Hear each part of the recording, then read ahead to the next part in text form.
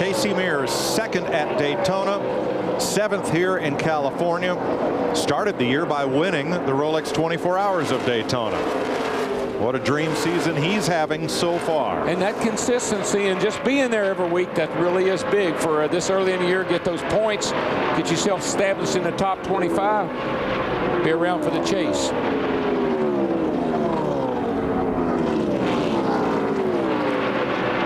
Clint Boyer is 14th. He's one of 3 rookies who've been on the lead lap most all day. J.J. Yeley, Martin Truex, and Denny Hamlin are also on the lead lap.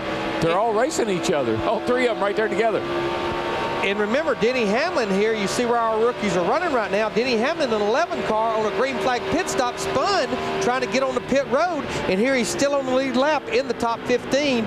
We got 12 laps to go. I don't know, Larry. You could add all those guys' age together, and I don't think they'd be as old as you and ours. Probably not. Well, the first half of this race went just as Darrell Waltrip predicted. Greg Biffle went out and stunk up the show. But in the last 50 laps or 100 miles of this race, things changed, and a lot. We've had 4 caution flags within the last 50 laps, and now a big battle with Matt Kenseth trying to hold off Jimmy Johnson, Casey Kane, Carl Edwards, and Jamie McMurray. The 25 car Vickers is closing in on the leader, Matt Kenseth. He gets up there and starts messing with Matt a little bit. That could be helpful to his teammate. This is a battle for 5th right here. Jamie McMurray in the 26 car squeezes down in front of Jeff Burton in the 31 cars. They try to go by the lap car of Jeff Green in the 66. Good recovery. I mean, it's a great finish for Jamie. He's been back there about 10th, 15th all day, and here he is top 5. Had a great car at Daytona. Next Sunday, we'll be in Mexico City with the NASCAR Busch Series on the road race course, the stadium course. And you will see a lot of these drivers in Nextel Cup down there next week. That's an off weekend for Cup. It's a beautiful facility. It's a great road course. I'm looking forward to going back.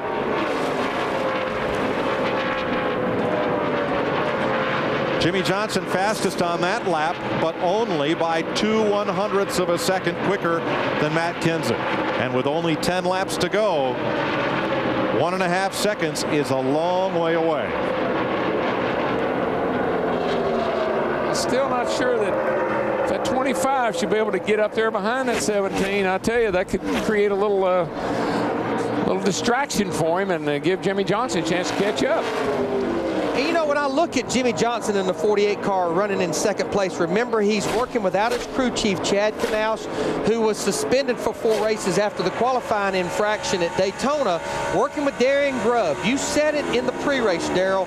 Darian Grubb just does not need to mess it up. And Darian Grubb in 1999 was working in a Volvo truck dealership. He sent his resume in to one of those resumes in racing. The Petties picked up on it. They hired him, and 3 years ago he went to work pretty much as Chad Knaus, the 48 team's team engineer. I love what he said last week. Got the best car, got the best driver. What have I got to worry about? He said it again today. Hey, dude, you won the Daytona 500. Get on up there and get it. Johnson from nearby El Cajon trying to go 2 for 2 to start the season, but Matt Kenseth has not backed off, not one little bit.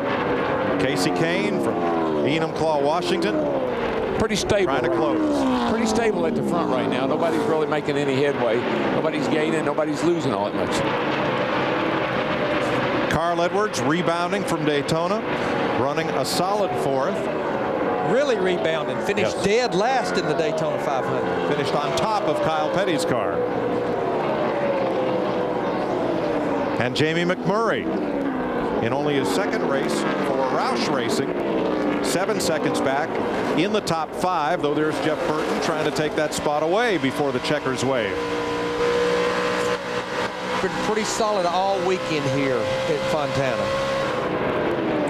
He's off to a really good start, Larry. All the changes they've been going through at Childress, it seems to be really paying off for him. Mark Martin in 7th. He spent a good part of this day in the top 5. Although you might ask Harvick, I'm not sure that he'd agree with that. He's 2 laps down. Hadn't had the greatest of day, but certainly the 31 car has. And Casey Mears in 8th, trying to hold that spot against Jeff Gordon. making a really nice recovery. He had thought he had a tire problem at the same time that Tony Stewart did, and you see Jeff Gordon there hanging in there with just those 2 right side tires. When they made that move, they probably knew it was not going to be a race-winning move, but maybe catapult them into the top 10. Yeah, and that 18 car, Larry, on a restart, he kind of falls back, can't get going, but after several laps, he comes on strong, and he's chasing down the back of Gordon there, looking pretty fast. The rookie from Phoenix, second-generation driver J.J. Yaley, whose dad, Cactus Jack, longtime sprint car ace in the Southwest. J.J. Yaley needed this type of weekend. That race team needed this, the 18 team. Yeah, this is, in my opinion, this is the best race that J.J.'s driven so far in the few that he's been in, but he's very impressive today. Trouble for Scott Wimmer. Smoke up from underneath the car. Yeah, that looks like that's probably an engine problem. Yeah, I'd say so. Probably out the right side exhaust. 5 to go. Laps to go. Matt Kenseth's best previous finish here is 3rd. And caution is out. Only guy happy about that. Well, let's see. No, we're inside of 10 laps, so Jimmy Johnson would be happy about that. Yeah. Matt Kenseth, probably not. And I think with 17 cars on the lead lap, you know this will be no more than a 2-lap shootout here at the end. You're going to see these cars at the front stay out, but Darrell, you're going to see those cars at the back probably come in and try to get 4 fresh tires. And remember, on the restart, it'll be single file, only lead lap cars to the front. Yeah, you got Dale Jr. back here in 15th, and Kurt Busch, who spun there a little bit ago, he's back here in 17th. They might come down to, you might pick up 3 or 4 spots. What have you got to lose? Nothing to lose. And don't touch that dial, because we're about to see 2 laps of white knuckle rush hour all over again. You better believe it. You better believe it. The most critical part for these leaders is the restart. Don't mess up. Don't spin the tires. As you heard Jeff and I talking about, don't open up the outside and don't miss a gear. It's a whole bunch of don'ts. You went out yesterday and saw just how easy it is to spin the tires. We were coming down and we wasn't going all that fast, but when we gassed that bad boy up, she jumped sideways. Now, do you stop? You mean if you're in the front? No.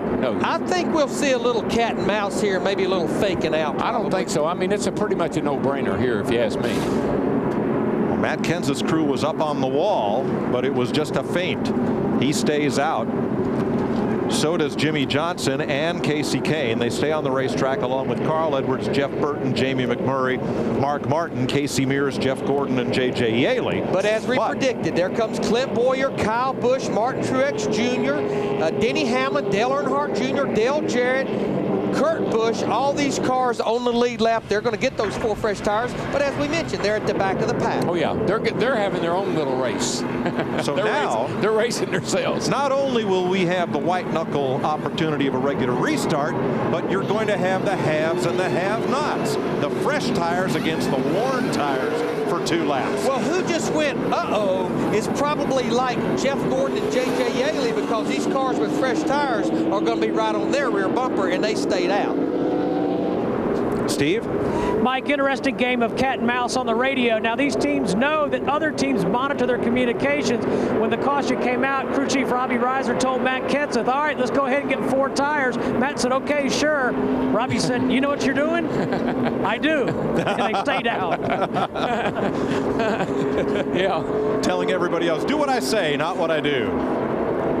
DW and Larry, the guy that I don't understand that didn't come to pit road is Jeff Gordon. He came down the caution before, got 2 right side tires, got kicked from the lead all the way back to 9th. Why didn't he come down and get 4 fresh tires? Because if he had peeled off, look at it like this. Clint Boyer came, the only guy that would have stayed out would have been J.J. Yaley. He may have had a chance to gain some positions. I think right now he's in the worst position of everybody out on the racetrack with the current situation. Yeah, he's probably in trouble because those left side tires have a lot of laps on them. Yeah, but I just think he didn't want to give up the position. I think he figured he'd hold them off. He's a 4-time Nextel Cup champion. Coming up next, except on the West Coast, the Simpsons. Isn't that what they tell him? It leads the primetime lineup on Fox. It's 2 laps to go here in Fontana. And when a race like this goes into overtime, and In other words, it will go past the scheduled 250 lap distance.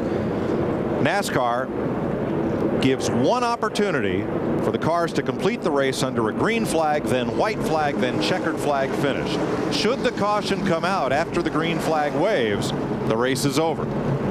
And they will be scored based on their positions at the moment of the final caution flag. See, that's the other thing that Jeff Gordon could be thinking about too. You get one shot at it, so I think he just playing the cards. And what we have 17 cars on the lead lap. The top 10 from Matt Kenseth all the way back to J.J. Yaley, the 18 car, stayed out. The first car that has 4 fresh tires is Kyle Busch with Martin Truex Jr., Kurt Busch, Denny Hamlin, Clint Boyer, Dale Jarrett, and Dale Earnhardt Jr. Now, if I'm in that 48 car, I'm going to run up there and I'm going to be right on the back of that 17 until we get down here. Almost time to take the green. I'm going to fall back just a little wee bit, try to get me a good head of steam up.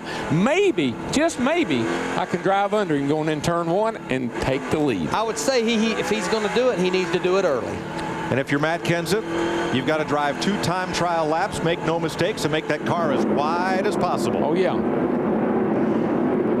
He's getting him a little gap there. He's going to try to give him a little run. NASCAR right now, I can hear him now. They say, close it, tell the 48, close it up, close it up. He's laying back. One chance to run 2 laps to finish under green. Got to anticipate this start now. Here we go, getting ready. Hear him, he's getting it. And it goes. Oh, he's spun the tires. He's got that run. Here he comes. Casey Kane in the 9 definitely spun his tires. And Carl Edwards in the 99 pulled to the inside of him. Here goes the 48. He had a run on him. He did it. He timed it just right. He's looking to the outside, but he doesn't have the steam to do it. Here comes Casey Kane working on 3rd place. Carl Edwards on the outside. They almost touch exiting 2. Oh, he definitely blocked him, but I believe Kane's got the momentum going down into 3. Carl's going to have to drive hard on the outside. Matt Kenseth has 1 win in the last 71 races. Trying to break through. He's got a big lead as they come to the white flag. 1 to go. White flag for you here. White flag.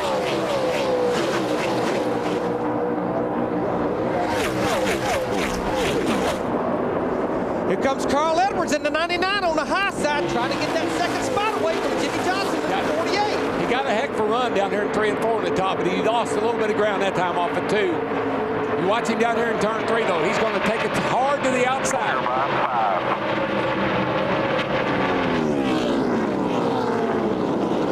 The new tire cars racing up 3 wide in the middle of the pack as Matt Kenseth comes off turn number 4.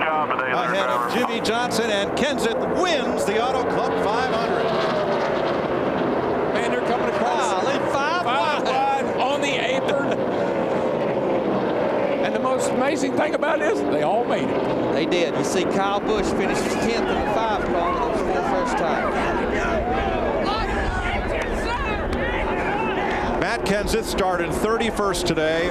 That is the furthest any winner has come through the field at California Speedway.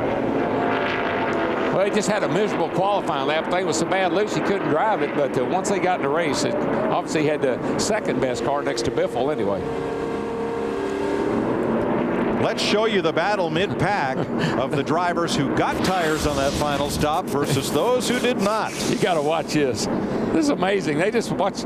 Kyle Busch goes to the bottom. He's on the apron. Here comes the 1 car. He's on the apron.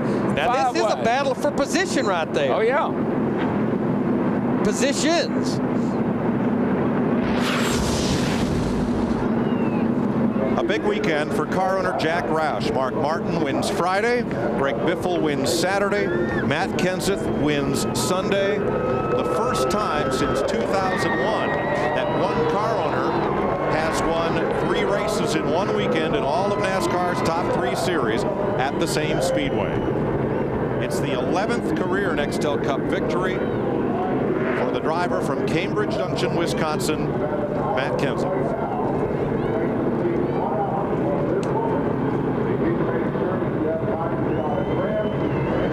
And you know, I'm happy for him because I felt like he was a victim of a situation. It was a bad situation at Daytona. Had a car that probably could have been a contender down there. Yeah, he had a winning race car at Daytona. There's no question about that. So to come back here this weekend, a little redemption, I guess. Feel good. First win for the Ford Fusion in Nextel Cup. first points win. Yeah. Yes.